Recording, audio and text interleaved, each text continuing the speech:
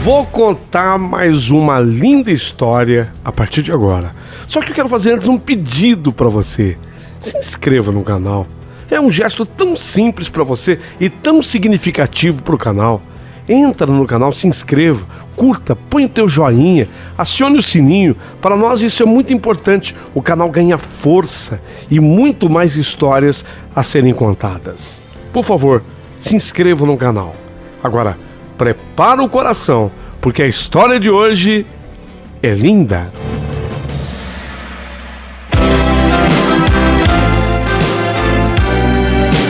Rádio Emoção, Paulinho Boa Pessoa. A verdade de cada um.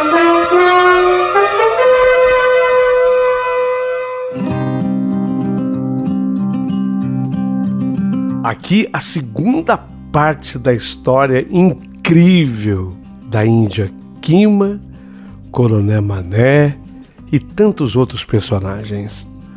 Ela teve um menino. Quem é o pai? Você vai saber de tudo agora. E não só isso, mas muito mais do que isso. Não esquece de mandar o seu valeu demais aqui pro canal. Você entra naquela lista onde você curte a história, sabe? Abaixo do vídeo, você não dá o teu joinha curtindo a história, ali do lado direito você encontra um coração, dentro dele o cifrão, e aí você faz a sua doação com o coração, com amor, como tanta gente tem feito. Lembre-se que você já ajuda demais o canal com a sua audiência e pode ajudar ainda mais com o valeu. Assim a gente vai poder fazer o canal prosperar, ter um próprio estúdio, contar histórias ao vivo com a sua participação, melhorar ainda mais os fundos musicais, porque a gente paga direitos autorais sobre todos eles. Você vai nos ajudar. Manda o seu valeu. Você entendeu onde encontra o valeu demais? Abaixo no vídeo, isso aí, onde você curte a história, do lado direito, o coração e o cifrão dentro. Mande de outro país um super chat, um super stickers, e vem aí a história de você se tornar sócia do nosso canal, sendo membro do mesmo e tendo privilégios para lá de especiais. Vamos à segunda parte da história? Tudo pronto. Afinal de contas, de quem era o filho de Kima? Kima, a Índia, cujo significado é borboleta do seu nome. Kima. Ninguém era louco de assumir que estava falando que o coronel que era o verdadeiro pai e o medo da punição que se tinha. Mas se comentava a boca pequena que o Coronel Manel era sim o pai do recém-nascido do ventre da Índia, a Kima. O menino teve o seu nome escolhido pela Índia. O nome do menino era Biara. Biara, lindo. Eu podia falar que ele era índio, porque como eu morava vizinha ao paiol, eu acabei sendo escolhida pelo próprio coronel para ajudar a cuidar do Biara, do menino. Eu já tinha experiência nisso, porque eu cuidava dos meus irmãos. Eu ainda não tinha completado meus 13 anos, mas sabia muito bem cuidar de meninos e meninas. O coronel me falou que ele me pagaria até um saláriozinho para eu assumir essa responsabilidade. Kim era uma boa mãe, mas ele tinha algum receio de como ela poderia tratar o menino. Eu aceitei a incumbência. Podia-se ver de perto que o coronel ia muito mais ao paiol do que se podia imaginar. Ele ia ver o menino Biara, mas não era só o menino que ele ia ver, não. Ele ia ver Kima, ver a Índia, com quem agora eu tinha uma amizade. E se para o resto da fazenda havia dúvida de quem era o pai do menino, para mim, essa dúvida caiu por terra, morreu de vez. Não existia mais, estava claro para mim, pelo carinho e atenção do coronel, que ele de fato era o pai o pai do filho da Índia Apinagé, de nome Kima. E ela vai se afinando comigo. No início, às duras penas, mas conseguimos nos comunicar. Nessa difícil comunicação, ela me passou que sentia muita falta do seu povo. Até o dia que eu entendi o que era o ubá. Ubá era a canoa. E ela, com gestos e palavras, acabou me explicando que ela saiu sozinha numa ubá para descer o rio, se distraiu, ela contando a história dela para mim. E eu comecei a entender tudo que se passava. Que ela tinha saído sozinha numa ubá para descer o rio, se distraiu e bateu a canga, a cabeça, num galho que se esticava sobre o leito do rio. A batida com a canga, com a cabeça, foi forte. Ela desmaiou. A correnteza do rio levou ao ubá, a canoa, e quando ela foi encontrada, foi aí que ela foi encontrada pelo coronel e os seus capangas. Eles a prenderam e a trouxeram com eles. Ela estava perdida e muito afastada da sua aldeia. O restante da história eu já conhecia. A verdade foi que Kima me cativou e eu a cativei também. Ficamos amigas. E ela deixou claro que quem vinha neucultuar, eu não esqueço, essa expressão também aprendi com ela, que quem vinha neucultuar, deitar com ela, entenderam? Os indígenas chamam de neucultuar. Quem vinha neucultuar com ela era o coronel. Ainda me lembro de muitas palavras que ela me ensinou. Ela me falou que o coronel era seu abaibá, namorado. Me falava quando queria nanica, era comer. Apesar de muito menina, eu soube guardar segredo de tudo, porque eu entendia e sabia os riscos que eu corria, até porque o coronel era casado com a dona Laurinda, tinha 4 filhas com ela. Eu entrei naquele jogo, onde Aristeu era o pai do Biara. Para todo mundo, o Cupincha Aristeu, o Capanga Aristeu, que era o pai do Biara. Mas no fundo, não era. Eu já sabia de tudo. O pai era o coronel mesmo. E assim o tempo foi passando. O coronel, ele vai se apaixonando pelo menino índio, o Biara. Porque o menino, ele não era só bonito, não. Mas ele era muito inteligente. Se o mundo hoje é machista, imagine o que era naquela época.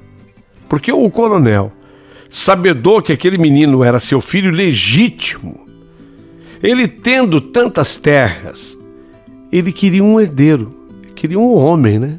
Herdeiro. Noutras palavras, o filho que ele não conseguiu ter com Dona Laurinda, ele teve com a Índia, com a Kima.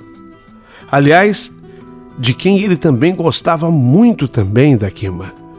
Então o coronel, que mandava em tudo e até mandava nas pessoas, principalmente incluindo aí sua mulher e as 4 filhas, ele se saiu com essa.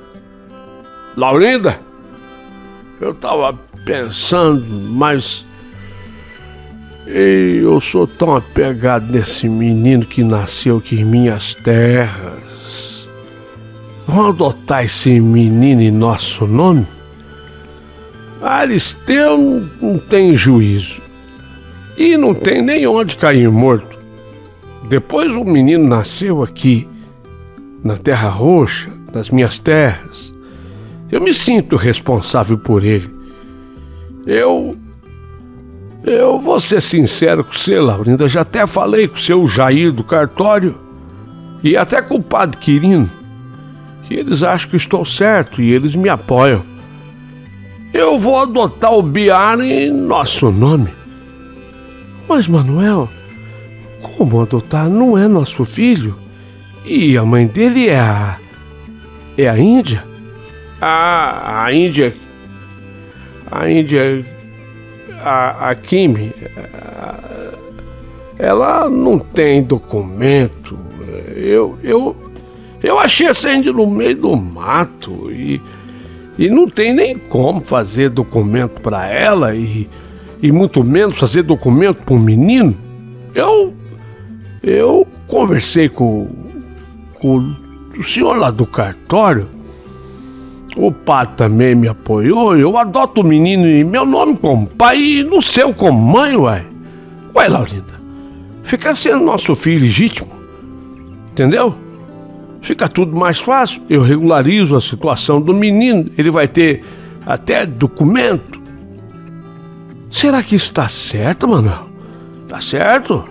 A gente tá fazendo isso pra ajudar o menino? Olha, mulher, tá decidido, tá? Vai ser assim. E depois, nessas terras daqui, a última palavra é a minha. E a última palavra tá dada. Vai ser assim. Então agora, Laurinda, você tem mais um filho comigo. E fim de conversa. Gente, foi assim. Essa conversa eu ouvi, não é que me disseram. Essa conversa do coronel com a mulher dele eu escutei, foi assim. Sem tirar e nem pôr. Porque se tem uma coisa que eu tenho como privilégio, é uma memória muito aguçada. Documento feito. E a partir de então, Biara, o menino índio, passou a ser oficialmente filho do coronel com Dona Laurinda. E até se mudou para a casa da fazenda. Eu fui até junto. Eu saí daquele ambiente do paiol e me mudei também para a casa da fazenda, para acompanhar de perto o menino. E acompanhei de perto também o sofrimento de Kimi, a Índia, que foi obrigada a se afastar do filho, coitada. Embora, como o coronel Manuel gostasse muito dela, e gostava mesmo, tanto é que ele me pedia para eu levar o menino para ela ver. Era uma demonstração de amor pela Índia. Ele vivia me pedindo: auxiliador, leva o Biara para a Índia ver. Leva lá para mim, pode levar, para ela ver um pouco. Mãe, ela merece. Então o coronel, no fundo, ele tinha esse carinho, esse respeito pela Índia. Ele pedia para eu levar o menino para ela ver. E nesses momentos eu testemunhava o quanto a Kimi, a Índia, era amorosa, carinhosa com o filho. E me cortava o coração ter que separá-los quando eu tinha que levar o menino de volta para casa grande da fazenda. Quando Biara tinha 3 aninhos, Kimi, por confiar em mim, ela me confidenciou o plano dela. A Índia Kimi tinha resolvido fugir da fazenda, levando com ela o filho. Nesse momento, eu já tinha bem mais juízo. Eu agora estava com 16 anos e falei para Kimi que aquele plano nunca ia dar certo. O coronel amava demais o menino e ele jamais iria desistir dele. Iria atrás do menino onde quer que fosse. Mas a Kimi me falou que sabia se esconder no mato. Eu sei, ela sabia se esconder no mato. Eu sei todos os truques de me esconder no mato. Eu rebati dizendo que ela agora não era mais sozinha, teria consigo uma criança, e uma criança de 3 anos, e que isso mudava tudo. Ela ficou calada me olhando. Foi quando eu pedi para ela que, por favor, que não me envolvesse nisso, porque o coronel, ele mataria qualquer um por causa do Biara. Ela concordou comigo e ela acabou honrando o que eu lhe pedi. Tanto que ela colocou seu plano em prática, mas respeitou a nossa amizade e ela não me envolveu. Ela soube por mim que Biara teria uma festa de 4 aninhos. e achou estranho, porque índio não comemora aniversário. Mas de forma inteligente, ela se aproveitou da data. Ela pediu para o Aristeu lhe trazer o Biara, que ela queria vê-lo. Aquele era o dia que o menino completava 4 anos e ela tinha um ritual comemorativo indígena. Aristeu, sempre sob ordem do coronel, levou o menino para Quime. Ela o recebeu dentro do paiol. Falou para o Aristeu que o ritual era com o filho. Tinha que acontecer esse ritual em cima do cavalo. Olha só a inteligência da Índia Quime. Aristeu coçou a cabeça, tirou o chapéu, coçou a cabeça e deixou que ela montasse com o menino no cavalo. Mas ele queria conduzi-la puxando as rédeas do cavalo. E ela explicou para o Aristeu que não podia ser assim. Ela tinha que ir sozinha com o menino até atrás das árvores para fazer o ritual. Mas seria rápido, voltaria logo. E o Aristeu, ele confiou na Índia Quime. Havia mais de 5 anos da Índia na fazenda. Ela estava totalmente adaptada, habituada, tanto que Aristeu ficou esperando por ela dentro do paiol, mas Quime não voltou.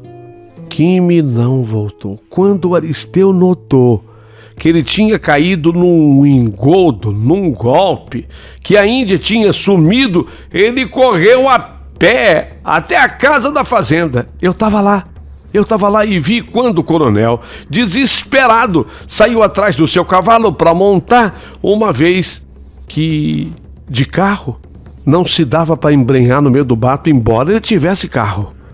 Enquanto isso, o Aristeu foi atrás de outros capangas. E não demorou muito, já tinham 5 reunidos e montados. Foi quando o coronel voltou sozinho e sem sucesso. Aí os homens todos foram com ele. Eu fiquei apreensiva, torcendo e chorando. Por um lado, eu queria que Quime, a Índia, se libertasse com o filho e voltasse para o povo dela. Mas por outro lado, eu era tão apegada a ela e ao menino que eu queria que eles voltassem juntos. Sãos, salvos, mas que voltassem juntos. E já era noite, quando o coronel Manuel e seus capangas voltaram. Traziam com eles o menino, o Biara, mas Quime não estava junto. Quando eu vi que o coronel e os capangas voltaram só com o menino, com o Biara, e a Índia não estava junto, eu senti até um solavanco no coração. O que teria, meu Deus, acontecido com ela? O que será que havia acontecido com a Índia? Biara, o menino estava bem assustado. Foi quando eu escutei o coronel falando que Quime, quando viu que seria pega, fugiu e deixou o menino para trás. Ela sozinha se embrenhou no meio do mato fechado e não tinha como chegar onde ela estava. Ele desistiu. O objetivo era trazer o menino com ele. Foi o que ele fez. Só que, ao ouvir essa história, eu chorei muito. Muito mesmo, porque ninguém me tirava da cabeça que o pior tinha acontecido com a Quime. Eu tinha certeza que ela tinha sido morta. Aquela história faltava fechar. Não estava fechada a história, sabe? Para mim, ela tinha sido assassinada. Afinal, o coronel e os homens estavam todos armados. Não, ela não teria sobrevivido. Essa era a minha convicção. Ainda mais que depois do episódio, o coronel contratou ainda mais capangas que ficavam o dia inteiro na fazenda. E como eu continuava trabalhando dentro da casa deles, quantas vezes eu via o coronel chorando. Ele se escondia, mas eu via. Ele se escondia para chorar. Eu via. E se ele chorava, era porque ele gostava de Quime. E eu sabia que ele não poderia mais vê-la. E quem sabe para nunca mais. Eu entendia. Tá vendo? Ele deve estar arrependido. Eles mataram a Quime. Eles mataram a Quime, é por isso que ele chora. Até que um dia eu vi tudo sendo preparado na casa do coronel para uma mudança. Será que o coronel e família iriam mesmo se mudar? Pelo que eu via na casa, sim. Mas não era possível do jeito que ele gostava daquela fazenda da Terra Roxa. Do jeito que ele amava aquelas terras. Será que o coronel iria mesmo se mudar? Só se fosse realmente por algo muito sério. E a coisa muito séria, de fato, existia. Era o amor do coronel pelo seu filho. Até ali, ainda adotivo, Biara. Pois eu estava certa. Mais uns dias e um caminhão chegou e levou o que pôde da grande casa. Foi quando o coronel reuniu a família, Dona Laurinda, as 4 filhas e mais o Biara, e entrou todo mundo dentro do carro que ele tinha comprado. Era um Ford Landau branco. Era um carro lindo na época. Ford Landau branco. Eles iriam embora. O carro chegou a se movimentar para sair dali. Foi quando eu caí num choro sentido. Eu já não tinha mais a Quime, e agora perderia também o Biara. E aquela família inteira do coronel. Diga-se, eu tinha me apegado a eles. Chorei copiosamente. De repente eu vi, quando o Landau parou. O coronel desceu do carro, ele que estava dirigindo, ele desceu do carro e me perguntou: auxiliadora, quer ir mais nós? Eu perguntei: para onde? Ué, quer ir mais nós? De mudança? Vamos! E eu respondi: se minha mãe deixar, eu vou. Ela e meu pai estavam por perto, vendo o patrão partir. O coronel falou rapidamente com eles. Foi quando minha mãe perguntou: filha, você quer ir com eles? Respondi que sim. E aos 16 anos, eu, que sonhava realmente um dia sair dali e conhecer terras diferentes, terras novas, pois eu tive a oportunidade. E foi assim que eu embarquei naquele carrão, no Ford Landau, junto com as filhas do coronel. Fomos até um pouquinho apertados, apesar do conforto do carro. Uma vez que no banco da frente do carro já ia o coronel, do lado dele a Dona Lindaura, que estava levando o Biara no colo.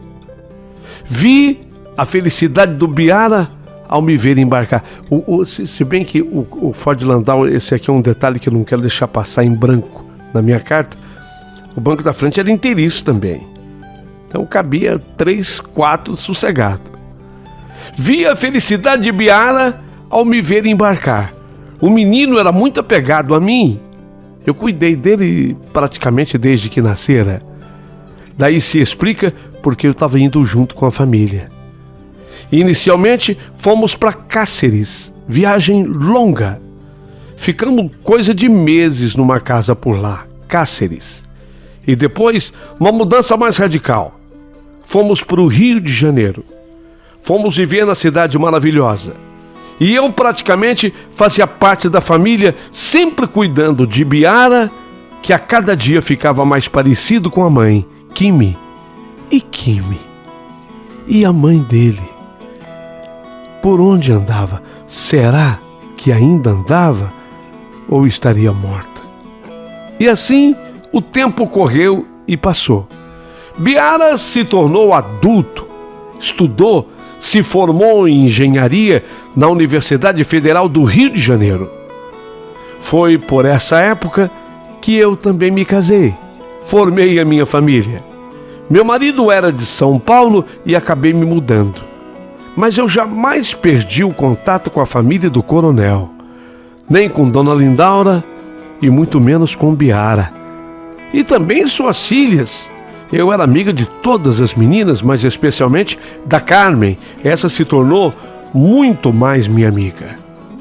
Quando o coronel morreu, Eu fui ao seu velório no Rio de Janeiro e depois, não demorou muito tempo, eu também fui no sepultamento da dona Lindaura. Eu achava que assim fosse terminar a nossa história. Mas 28 anos depois, eu estava agora com 44 anos. 28 anos depois, eu com 44. Fui passear em férias com meu marido em Corumbá. Lá em Corumbá, eu tinha alguns parentes, irmãos, irmãs. Meus pais já falecidos moraram em Corumbá, foram sepultados lá. Corumbá tem um lugar lindo para visitar, que é a Praça da Independência. É linda essa praça, chama-se Praça da Independência, conhecida também por Jardim da Independência. Ela é toda, essa praça, quem ainda não conhece, um dia se puder vai conhecer, ela é toda morada em mármore e tem portões de ferro, possuindo um coreto em forma octagonal, que foi importado esse coreto da Alemanha, de onde também veio o mosaico do calçamento da parte externa. É um lugar muito bonito. 4 esculturas se destacam, representando as estações do ano, esculpidas em Pisa, em pedra de mármore Carrara, doadas por um conde italiano que veio caçar no Pantanal e fez a doação. As plantas nativas da região, como o carandá, a bocaiúva, o ipê roxo, integram a diversificada arborização da árvore, da praça. Mas veja o que é o destino. No que eu estou andando pela praça, eu vejo aquele grupo indígena se apresentando no meio. E aquela senhora índia, ainda muito bem conservada, ali junto. O que me chamou a atenção era que aquela mulher, ela trazia consigo um osso humano. Ela trazia um osso humano numa ló amarrada na cintura. De repente, a índia apanhou aquele osso e o levou na boca e começou a tocar. Eu conhecia aquele toque e eu conhecia aquele instrumento chamado cangoeira. Cangoeira? Mas o que é isso, cangoeira? Presta atenção. Cangoeira é a flauta indígena feita com o osso de um guerreiro morto em conflito. Será que é quem eu estou pensando? Será que essa índia que eu estou vendo tocar essa cangoeira é Kimi? Seria ela? Não tive dúvida quando ela tocou na cangoeira. Eu já estava emocionado, eu já chorava, mas eu não quis interromper a música. Quando ela acabou, para o aplauso dos presentes, eu gritei: vou fazer um teste, vou gritar. Se ela olhar: Kimi! Kimi! Kimi, você lembra de mim? Ela me olhou, primeiro séria, como sempre fazia, e depois ela abriu o sorriso, os braços, e exclamou: Auxiliadora? É você, Auxiliadora? Nos abraçamos num grande momento de emoção. Foi muito emocionante. Kimi estava viva.